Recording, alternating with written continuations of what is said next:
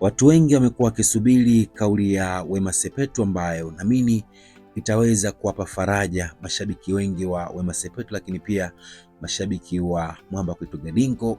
So umekuwa wakisubiri kauli ipi? Basi wamekuwa wakisubiri kauli ya Wema Sepetu aweze kusema kwamba mtoto huyu ambaye amezaliwa, ambaye anaitwa Baby Africa, ni mtoto wa nani? Je, ni mtoto wa Mwamba Kwetu Gawozu au ni mtoto wa mtu mwingine, na baba pengine inawezekana kwa asilimia kubwa akawa sio Whozu.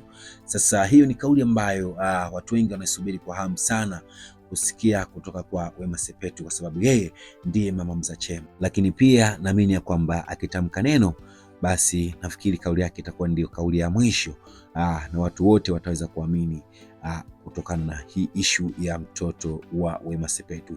So tutakufanya ni kwamba tazama chini ya video hii kuna alama imeandikwa subscribe, bonyeza alama hiyo.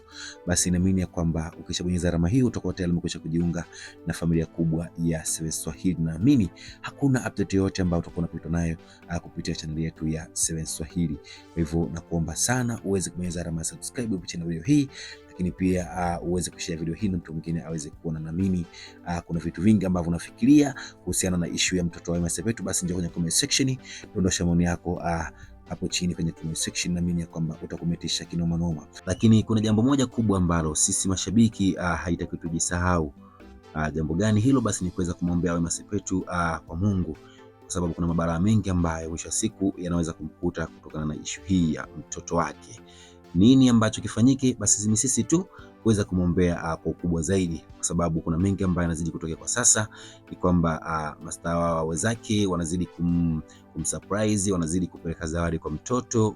Sio kwamba kila mmoja ambaye anapeleka zawadi huwa anakuwa na nia njema na mtoto. Hivyo ndio maana mwisho siku watu wengi huwa wanashauri ya kwamba mtoto kabla ya siku 40 basi asiweze kuonekana kwa ukubwa kama kiasi ambacho kinazidi kuendelea kwa upande wa Baby Africa, mtoto wa Wema Sepetu. So maoni yako ni yapi? Basi njoo kwenye comment section tuambie kwamba ni kitu gani kifanyike ili mwisho siku tuweze kuwa na namna yote ambayo itamfanya mtoto mwisho siku akawa yupo salama au akabaki salama. Sasa kuna mengi ambayo yanazidi kuendelea kwa upande wa Whozu pamoja na Diamond Platnumz, ambayo hayo ni makubwa zaidi.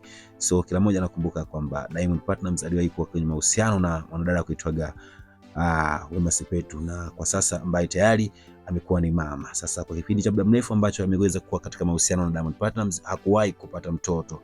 Kwa hivyo leo hii kuna mengi ambayo yanazidi kuzungumzwa kwa ukubwa zaidi katika mitandao ya kijamii, lakini naamini ya kwamba mwisho siku Wema Sepetu atakuja kutuweka sawa ya kwamba ni kitu gani ambacho kiweza kufanyika mpaka yeye mwisho siku akaweza kupata mtoto, au mwisho siku yeye ndo atasema kwamba huyu baba mtoto ni nani.